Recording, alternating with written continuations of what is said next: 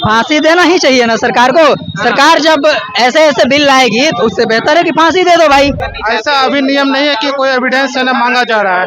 अभी से नियम में ये कहा जा रहा है कि बिना एविडेंस का ही 2 से 3 साल की सजा होगी। हम लोग दोषी साबित हो ही चुके हैं, तो ऐसे बिल का क्या जरूरत है। डायरेक्ट फांसी दे दे सरकार, जब हमें बोलने का भी अधिकार नहीं है। आप यूनिवर्सिटी में जो पढ़ने जाते हैं किस लिए जाते हैं कि हम अच्छा करें। यूनिवर्सिटी को एक वोट बैंक के रूप में प्रयोग किया जा रहा है, तो हम कहेंगे कि हमारे यूनिवर्सिटी को जो है ना राजनीति मुक्त बनाया जाए, हमारे यूनिवर्सिटी को एक रिसर्च सेंटर के रूप में बनाया जाए। आदाब नमस्कार, मैं सालिक, आप देख रहे हैं मंथन टुडे। यूजीसी के खिलाफ देश भर में आगजनी की कैफियत है। पूरा देश इस समय यूजीसी के खिलाफ सड़कों पर है।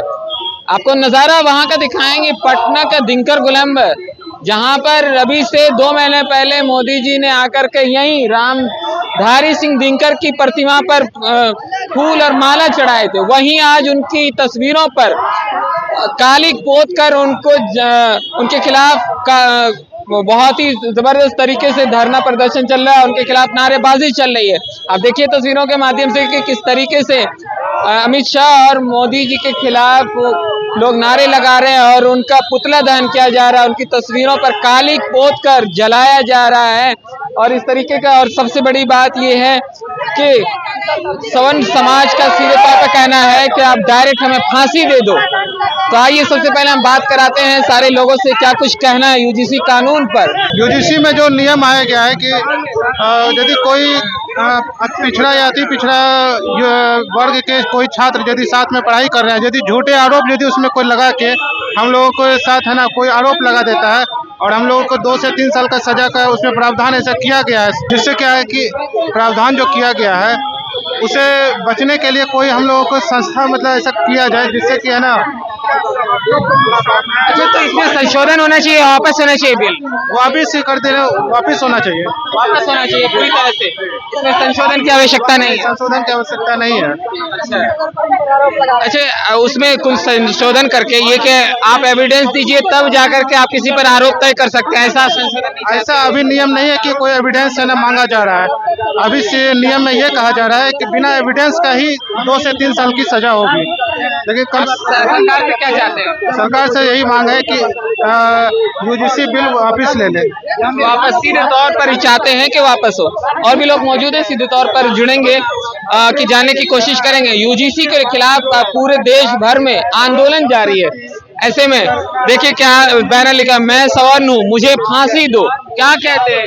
फांसी दो। फांसी देना ही चाहिए ना सरकार को। सरकार जब ऐसे ऐसे बिल लाएगी तो उससे बेहतर है कि फांसी दे दो भाई। हम लोग हाँ डायरेक्ट फांसी दे दो। हम लोग को डायरेक्ट मान लिया है कि यही लोग मोबिलाइज करते हैं, तो यानी कि अब सजा भी दे ही दो, मान के ही सजा दे दो। हम लोग दोषी साबित हो ही चुके हैं, तो ऐसे बिल का क्या जरूरत है। डायरेक्ट फांसी दे दे सरकार, जब हमें बोलने का भी अधिकार नहीं है। जज भी उनका, वकील भी उनका, गवाह भी उनका, वहाँ सुनने वाला भी उनका, सिर्फ SC ST और OBC का ही रहेगा। तो फिर तो एक तरफ से छोड़ो, बिल वापस नहीं होना चाहिए। संशोधन ऐसा करे सरकार कि वहाँ पे सबका सुनवाई हो और वहाँ पे एविडेंस के आधार पे सुनवाई हो, न कि सिर्फ मौखिक अधिकार पे सुनवाई हो। फिर तो इसका मिसयूज होगा। जैसे SC ST एक्ट का मिसयूज हो रहा है वैसे इसका भी होगा। और यूनिवर्सिटी में एकता के बारे में होता है, हम लोग दोस्ती मित्रता जाति के अनुसार नहीं करते हैं, लेकिन अब विचारों के अनुसार करते हैं। लेकिन अब तो जाति देख के करना पड़ेगा ना। अच्छा, तो इस तरीके से हम बंटवारे का शिकार हो जाएंगे। हम बंटवारे का शिकार हो, बिल्कुल पूरा बढ़ाने। हाँ बिल्कुल, की बात करते हैं। बवाल का विषय सिर्फ ये है कि यूजीसी कानून में संशोधन होना चाहिए। जो आपने एक समिति बनाया है, उस समिति में एक विशेष वर्ग को आपने साइड रखा है, जो कि गलत है। हम ना ही SC ST के विरोधी हैं, ना ही OBC के विरोधी है। हम लोग जब छात्र के लिए लड़ते हैं, सब समुदाय के लोग एक साथ होकर लड़ते हैं और आपने जातियों में बांटने का काम किया है। मतभेद का समानता इससे है। कैसा समानता? पहले हिंदू मुस्लिम एकता को खंडित करने का काम किया उन्होंने, अब छात्रों को खंडित करने का वो काम कर रहे हैं। लेकिन हम छात्र एक थे, एक है और एक रहेंगे। अच्छा, आप इस तरीके से ये देख रहे हैं कि विभाजन की कोशिश। जी बिल्कुल। यूजीसी का विरोध क्यों? देखिए, हम लोग यूजीसी का विरोध इसलिए कर रहे हैं कि आप देखे होंगे कि पहले से भारत में सुधार हुई है। सारे कैटेगरी के बच्चे एक साथ बैठकर पढ़ाई लिखाई करते हैं, सब एक दूसरे को मतलब कल्चर को जानते हैं। लेकिन अभी क्या है कि अब ये बिल में क्या है कि आपको जो एससी बच्चे अगर जनरल बच्चे पर FIR करेंगे तो जनरल को नहीं सुना जाएगा बल्कि एससी को सुना जाएगा। उसको 3 साल का प्रभाव है, उसको कैरियर बर्बाद कर दिया जाएगा। तो आप बताइए कि हमारा यूनिवर्सिटी, आप यूनिवर्सिटी में जो पढ़ने जाते हैं किस लिए जाते हैं? कि हम अच्छा करें। यूनिवर्सिटी को एक वोट बैंक के रूप में प्रयोग किया जा रहा है, उसको जो है पार्टी के आधार पर बदला जा रहा है कि ये कांग्रेस के बच्चे हैं तो बीजेपी के बच्चे हैं तो ये आरजेडी के हैं, ये सब।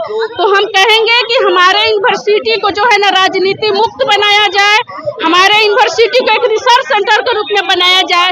एससी के बच्चे इतना दिन से रिजर्वेशन उसको मिल रहा है लेकिन वो लाभ नहीं उठा रहे हैं क्योंकि जागरूक नहीं है। तो एससी के बच्चे को जागरूक करने की जरूरी है। वो हाई एजुकेशन लेने जाता है तो उसको बताया जाए कि तुम्हारे लिए PhD करने के लिए विदेश में फ्री सरकार पैसा देती है, IIT करने के लिए, IIM करने के लिए उसको फ्री सरकार पैसा देती है। तो ये सब जो है योजना के बारे में बच्चे को जागरूक करने की जरूरी है, उसको रिसर्च को आगे बढ़ाने की जरूरी है, ना कि उसको राजनीति आधार पर बांटने की जरूरी है। आप सीधे तौर पर चाहती हैं, जैसे आपने लिखा हुआ है अपने बैनर पे, UGC बिल वापस लो, संशोधन नहीं चाहती है? नहीं चाहिए, हमको नहीं, ये बिल चाहिए। और AI भी उनका एक आया है, AI का भी मैं विरोध करती हूँ। इससे तमाम बच्चे बेरोजगार हो गए हैं। जहाँ पर 20 आदमी की जरूरी पड़ता है वहाँ 2 आदमी काम कर रहे हैं, तो मैं इसका भी विरोध करती हूँ।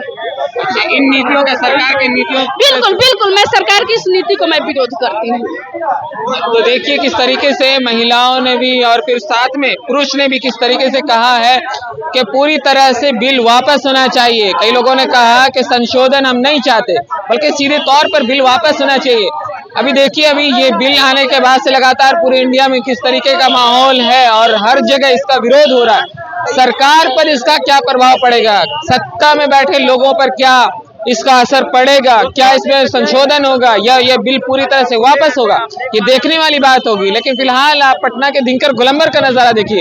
आपको बता दूं आपकी जानकारी के लिए कि वही दिनकर गोलंबर है जहां पर लास्ट टाइम नरेंद्र मोदी ने आकर के यहीं पर रामधारी सिंह दिनकर की प्रतिमा पर फूल भी चढ़ाया था। और वहीं पर आज उनके खिलाफ देखिए कालिक पोत कर, उनकी फोटो पर कालिक पोत करके उनके खिलाफ विरोध किया जा रहा है कि ये हमारे खिलाफ है और ये बांटने की साजिश है। तो इस रिपोर्ट में इतना ही, हमारे साथ बने रहे। आप देख रहे हैं मंथन टुडे, तो हमारे चैनल को लाइक और सब्सक्राइब कीजिए। धन्यवाद।